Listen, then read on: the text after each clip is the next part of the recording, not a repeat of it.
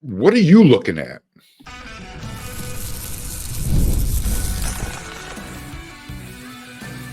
You are Locked On Trojans, your daily podcast on the USC Trojans, part of the Locked On Podcast Network, your team every day. Fight on, everyone. I'm your host, Mark Holkin, and thank you for making Locked On USC, part of the Locked On Network, your first listen every day.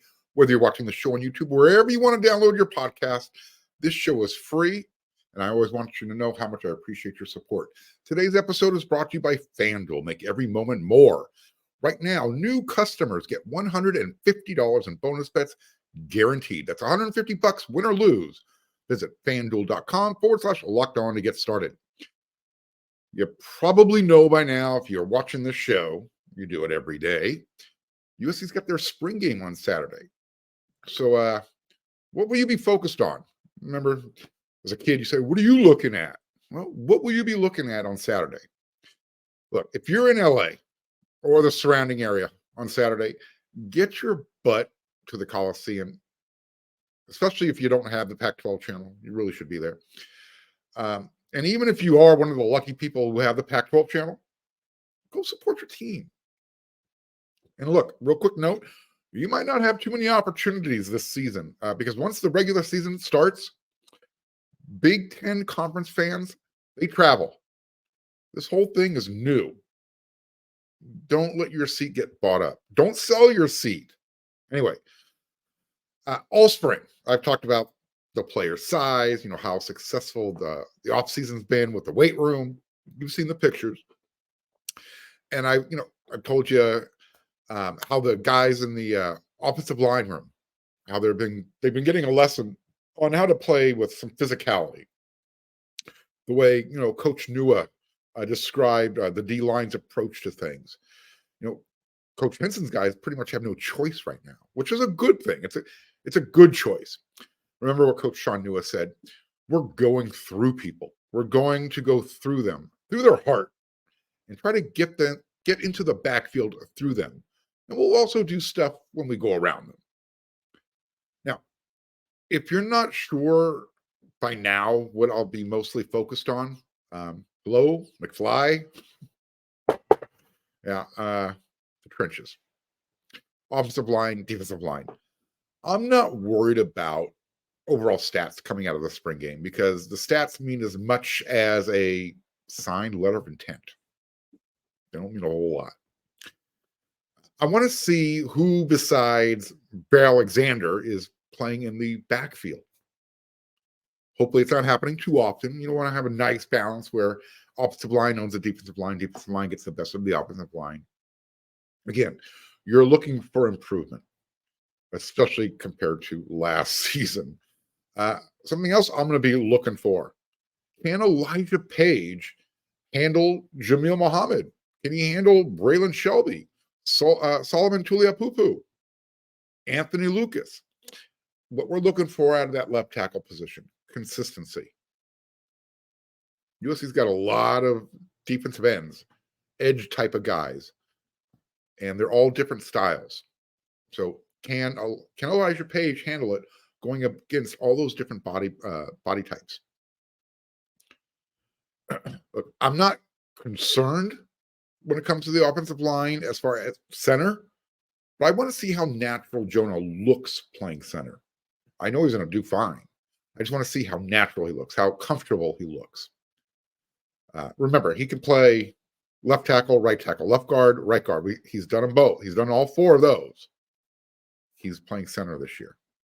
And I know there's a few of you out there saying, no, put him back at tackle. No. If we're putting Jonah back at tackle, that's not a good thing. It's not a good thing at all. So reconsider your stance on that. That's all I'm going to say. I want to see how much Mason Murphy has separated himself and how ready is he to seize the moment. I've talked about this before.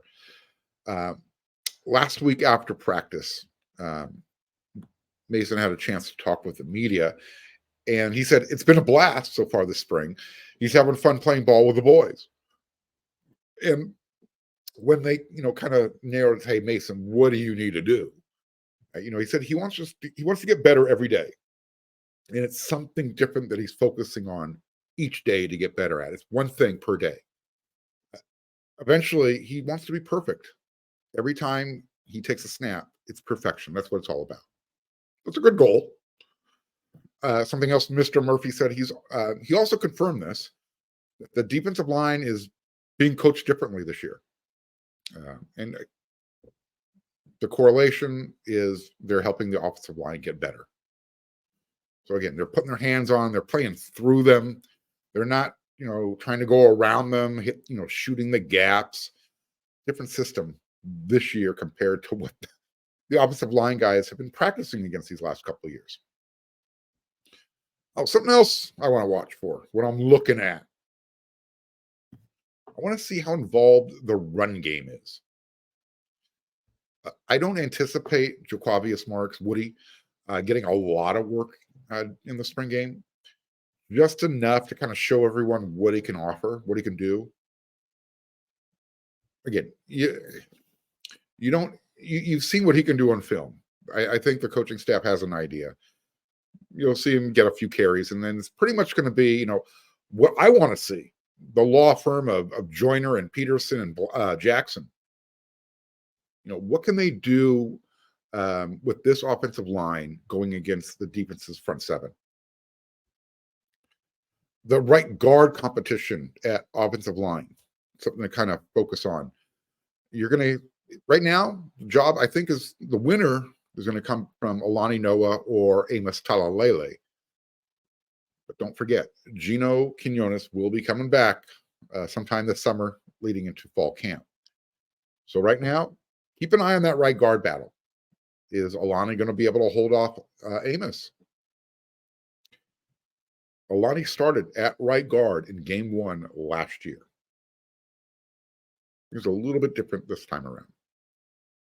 Meaning, he's the incumbent, and can he hold off Amos, and is Gino going to be the guy?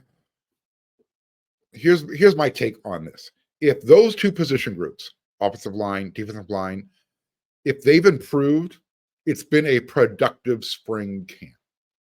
That's my takeaway. Again, I don't care who has more catches or more yards. Not interested in the stats. But, if we want to look at the wide receiver group, I'm curious to see. I want to see the next step from Jacoby Lane and Deuce Robinson, for that matter. Zachariah is going to Zachariah no matter who's playing quarterback for USC. And look, are we selling Mekhi Lemon short? Is Mekhi going to be the guy? I'm not going to mention names or speculate who will or who won't be on the roster when USC actually kicks off their spring game. Remember, subtle reminder, if you're making this your first listen of the day, the transfer portal opens officially today. So basically for the next 2 weeks, players can submit their name into the transfer portal. And that basically gives the other programs free reign to make contact. Say, hey, you want to come play for me? That's what USC's coaching staff and you, the fans, that's what you have to deal with for the next 2 weeks. Who's staying? Who's not? You already know about, so my point is, make sure when you go to the game on Saturday, bring a roster because it's going to look different. It's definitely going to look different a week from the spring game. You already know about Jason Zandamela. You already know about Traquan Fagans. You already know about Isaiah Rakes. They're gone. Let's not be naive. More are leaving. Okay? So the better question, who's coming? Like I said on yesterday's Locked on USC episode, this is a huge week for USC. You got the transfer portal. You got the spring game. USC needs help inside on the defensive line. Is the smoke getting thicker? Yeah, a lot of rumors out there. Is Coach Henderson, is he going to work like a magnet for two dudes who want to be developed before the NFL wants them? How many wide receivers is USC going to take out of the transfer portal? I think a minimum 2. Remember, they've got 7 on scholarship right now. They've got 7 in spring camp. Minimum of 2. I'm thinking they're going to take 3. And definitely an experienced offensive tackle. Maybe 2.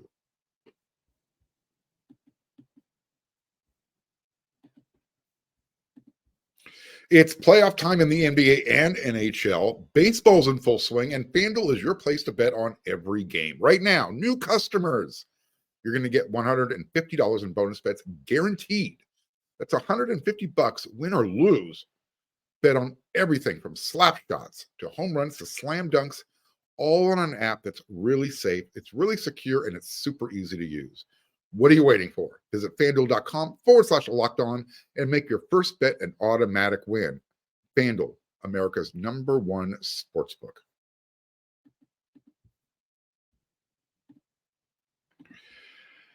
I've been told I'm a competitive person.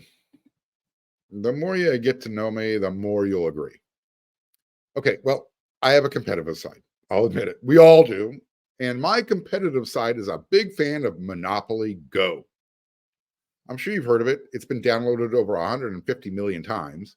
It's a great twist on Monopoly where you play not one, but hundreds of Monopoly boards in crazy locations, building up amazing cities that bring you big money. But the best part, my favorite part, is messing with my friends. Yep. I can change their rent on my iconic properties. You know what else I can do? I can steal their money from their vaults. They got a safe, I'm taking it. Yeah. And the leaderboard show me who is the biggest Monopoly tycoon. Is it me? Is it you? So it's not just my competitive side that loves it. You can team up with friends and people all around the world in timed tournaments and earn huge rewards. So get in the game and join your friends. Download Monopoly Go, now free on the App Store or Google Play.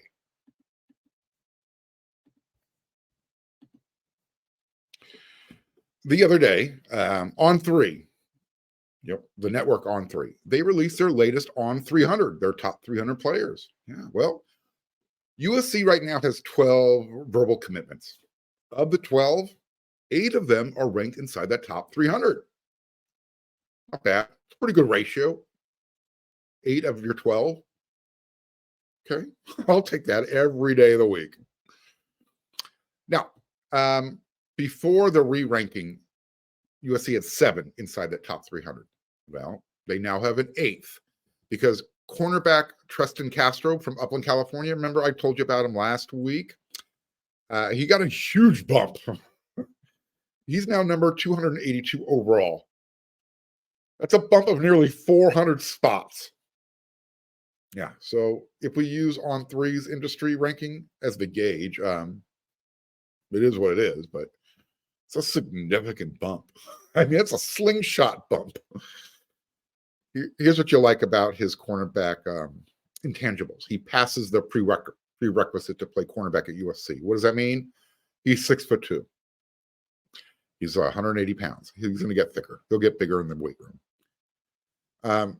USC's highest rated player in the top 300. I'm going to go over that in this segment.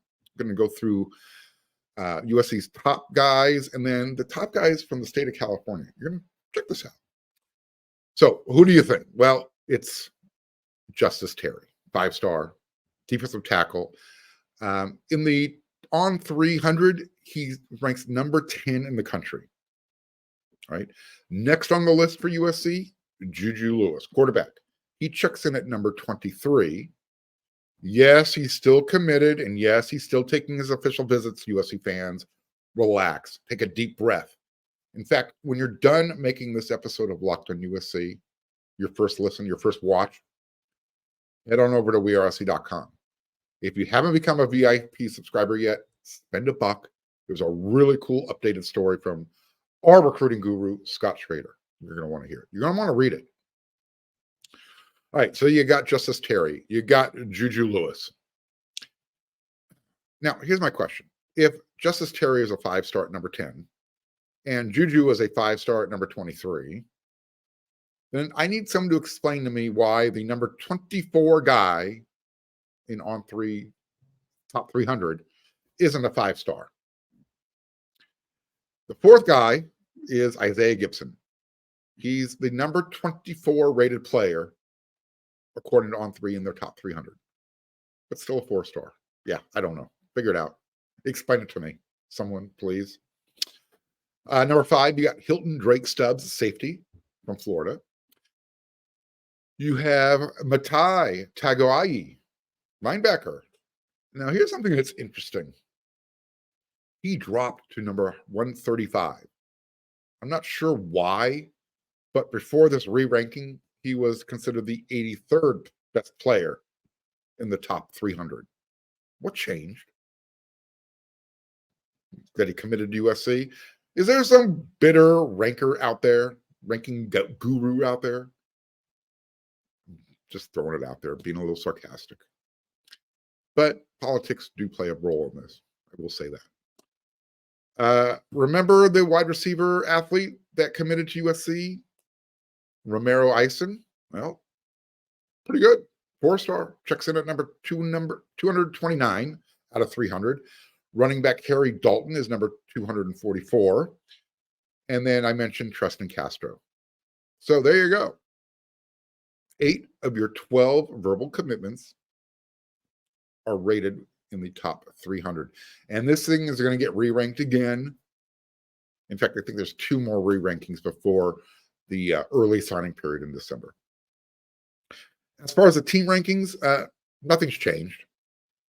Number 1, Ohio State. Number 2, LSU. Number 3, USC.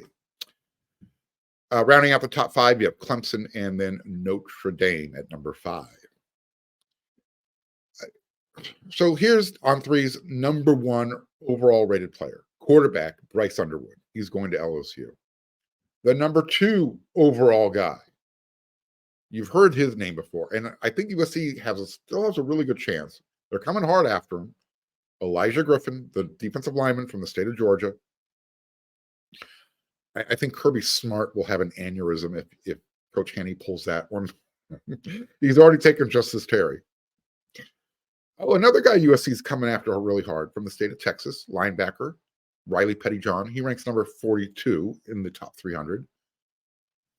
I told you I was going to talk about the guys from California. All right. Per On3, the highest rated player from the Golden State, his name is Jackson Lloyd. He's from Carmel, California, Northern California. He's rated the 29th best player nationally. The recruiting prediction machine, the RPM, says either Alabama or Oregon State. Okay. Again, offensive tackle, 6'6", 290 pounds. I'm not sure where USC and his interest level is, but you would think USC would be interested in him. The number 2 guy from the state of California, cornerback Dijon Lee, Mission Viejo. He's rated the 46th best player nationally. Number 3, another cornerback. His name is Adonis Curry. Then you got number 4, Houston Longstreet, quarterback. He just committed to Texas A&M.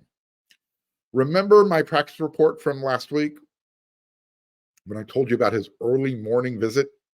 It was a 5:30 start. He was there earlier than 5:30. Here's what I'm going to say. Stay tuned. Don't just because he's committed to ATM, that doesn't mean anything. I have a feeling Coach Riley has him on speed dial. If you remember that practice report, after practice, Coach Riley, Houston, they were just kind of hanging out in the middle of the practice field, having a little conversation. Juju is still committed to USC. However, ...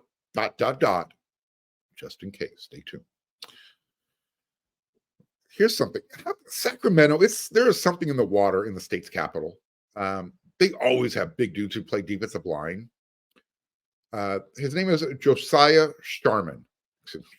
Josiah Sharma. Big guy, 300-pounder. The number 6 rated guy from the state of California, according to On3, linebacker Madden Faramo. It looks like it's going to be, according to the RPM, it's going to be a USC versus Notre Dame battle. USC has made him a high priority. You got at number 7, tight end AJ, is it Ia? I hope I'm pronouncing that right. He's a tight end from Orange Lutheran. USC does not need another tight end in this class. So, modern day powerhouse, their highest rated guy from the state of California, Chuck McDonald. He's the 8th best player in the state. Number 9 is another tight end, last name Edwards. And then number 10, Matai. Okay. There are still a couple of other guys at USC wants. I'm just going to name a few guys here before we get out of this segment here. Don't forget running back Carson Cox. He checks in at number 14 from the state of California. Linebacker Noah McHale checks in at number 15. If you go check out the list on On3, the California list, you're going to notice that all the top guys from the state, USC's in for quite a few of them. It's still relatively early in this recruiting cycle.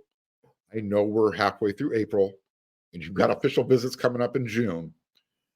But I think once spring camp is over, the transfer portal is worked its way through that. USC know who they're getting from the transfer portal. Then I think the coaching staff's really going to kind of narrow down and say, all right, let's focus now on our needs for 2025. So that's where we're at right now as far as USC's ranking with recruiting, their players. Everything's trending up. USC's in a really good place. If they have a good season, they're going to be in an even better place. They beat LSU out of the gates. Watch out. Remember, right now they're ranked number 3 in the recruiting rankings. They come out and beat LSU, all bets are off. They're going to challenge for that number 1 status. And you know me, I'm not a big thing about the stars, but when you're up there number 1, you've got some really, really good players. Players that Georgia wants, that Ohio State wants, that LSU wants, Notre Dame. All the top players.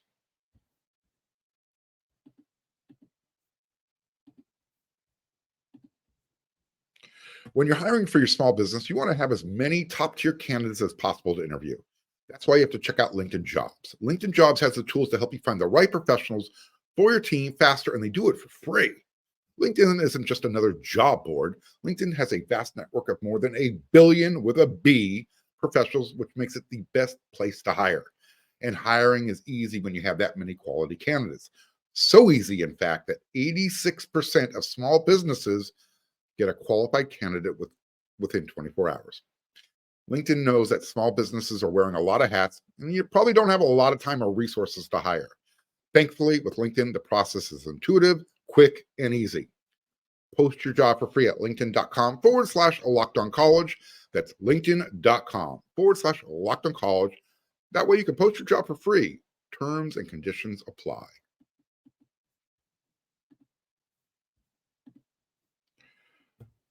I've been talking spring game. I've been talking recruiting. I've been talking transfer portal stuff. All right, well, let's kind of tie it all together. Put a bow on it. Where would you rank each position group as far as needs? You're going to get a chance to watch the spring game. You have an idea of what USC needs. I've been talking about it on this show, not this specific episode, but on Locked On USC for quite a while.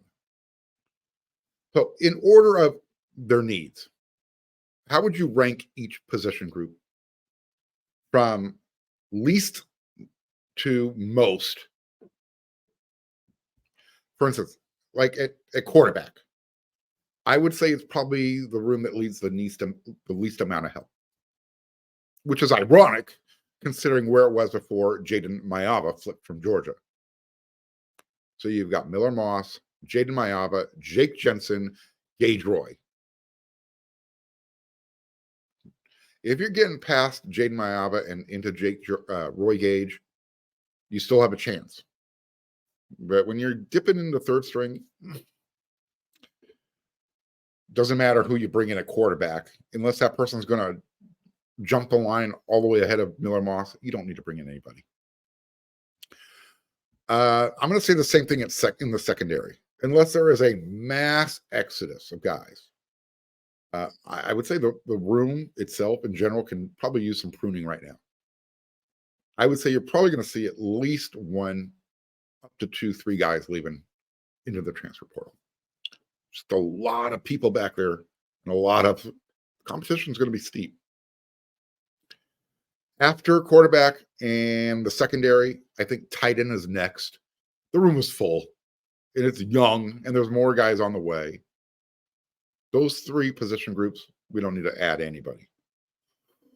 I'm not going to forget the kickers, punters. There's enough preferred walk-ons right now. Lincoln Riley, he's set in his special teams ways. He likes to do things the way he's doing it. I do not anticipate any movement there. If there is, maybe somebody leaving USC. Running back, maybe the lowest rung of the ladder of a need. But I would say no need to bring in anyone. And I made my case on yesterday's episode. And don't forget to check out the Inside the Trojan, the Huddle episode this week. I make my case there as well. Linebacker. Now we're kind of getting into the moderate level of need. Maybe there's a need. Again, 1 or 2 guys leave. Yeah. Other than that, I don't think Coach Matt Entz really needs to dip into the transfer portal. Defensive line. I don't think we need any defensive end type of bodies. You know where I'm going here. Yeah. Defensive tackle, nose tackle. The interior. There's a lot of smoke out there. I'm telling you, this is where USC is going. They're going to be big. They're going to make some noise. And if those rumors are true about the 2 guys, the hater's going to be out. USC is going to be back where they belong. And yeah, let's hope. We're going to find out sooner than later. We'll know, like I said, we'll know sooner than later, because the longer it drags on, then I won't feel as confident. That's all I'll say. And then offensive line, wide receiver, by far, those 2 areas need the most help. Not the interior of the offensive line, offensive tackle. They're going to go get 1 guy, probably 2. Wide receiver, they need to bring in guys. Right now, look, you got 7 guys out there running around in spring camp. Let's do it. 2 guys, minimum 3, to get that up to an even number of 10. All right. Deep breath. That's the show of Locked On USC. Another episode in the books. I'm going to be back again tomorrow. Probably going to have some updates. We'll see what kind of action's going on in the transfer portal. We'll be 1 day closer to the spring game. So until then, everyone, you know what to do.